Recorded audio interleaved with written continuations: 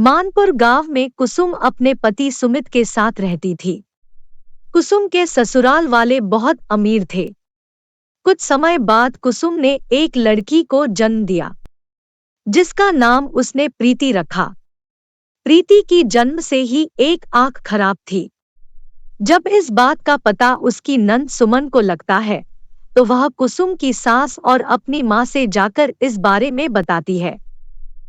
अरे तौबा तौबा माँ, बहुत बुरा हुआ। तेरे बेटे की जिंदगी तो खराब हो गई।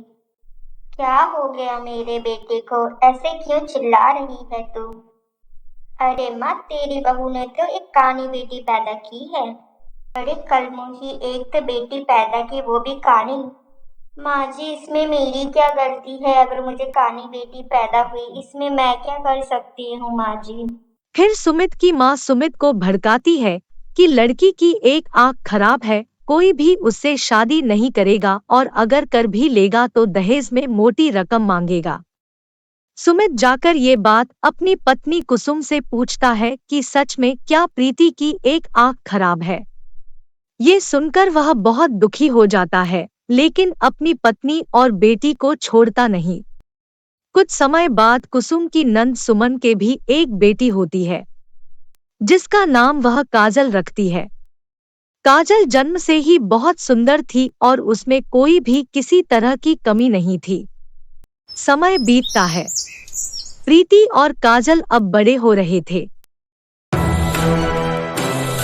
अब प्रीति 20 साल की हो गई थी और हर कोई उसका मजाक उड़ाता था। अरे अरे देखो, वो जा रही है कानी। ओ कानी, कहाँ जा रही है? सुन प्रीति, हम लोग दोस्त बनकर नहीं रह सकते, क्योंकि सब तेरे साथ हमारा मजाक भी उड़ाते हैं, इसलिए तू हमसे दूर रहा कर। इस तरह सब लोग प्रीति का मजाक उड़ाते थे। काजल प्रीति को उसके काने होने के कारण बिल्कुल भी पसंद नहीं करती थी। लेकिन एक दिन उन दोनों को एक काम से घने जंगल के बीच से जाना था। वह जंगल एक जादुई जंगल था। उस जंगल से जाने वाला कभी लौटकर वापस नहीं आता था। इस डर से कोई भी गांव वाला उस जंगल में जाने की हिम्मत नहीं करता था। फिर एक दिन प्रीति और काजल किसी काम से उस जंगल से गुजर रहे थे। कुछ दूर चलने के बाद तभी उन्हें अपने सामने दो रास्ते दिखाई देते हैं। यहाँ तो दो रास्ते हैं, हमें किस रास्ते पर जाना चाहिए? वह दोनों ये सब सोच ही रही थी, तभी उनके सामने एक जादूगरनी प्रकट हो जाती है। मेरे जादुई जंगल में तुम दोनों का स्वागत है। तुम्हारे सामने दो जादुई रास्ते हैं, एक रास्ता अच्छाई का और दूसरा बुराई का। तुम दोनों को अपने लिए इनमें से कोई एक रास्ता चुनना होगा। अच्छाई के रास्ते पर तुम्हें दूसरे लोगों की मदद करनी होगी। बुराई के रास्ते पे हमें क्या मिलेगा? बुराई के रास्ते पर तुम्हें ढेर सारा खजाना मिलेगा। उस खजाने को पाकर तुम दुनिया के सबसे अमीर इंसान बन जाओगी। तो बताओ, तुम कौन सा रास्ता चुनना चाहोगी?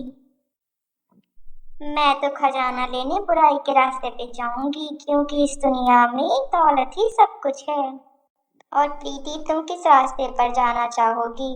मैं अच्छाई के रास्ते पर जाना चाहूंगी, क्योंकि बचपन से ही मेरी माँ ने सिखाया है कि हमें अच्छे काम करने चाहिए और दूसरे लोगों की मदद करनी चाहिए। इस तरह दोनों बहनें अपना अपना रास्ता चुन लेती है।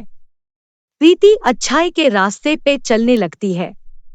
कुछ दूर चलने के बाद प्रीति को एक बुढ़िया दिखती है, जो कि बहुत बीमार थी। बुढ़िया प्रीति से अपने घर का काम करने को कहती है। प्रीति खुशी खुशी बुढ़िया के घर का काम करने लगती है।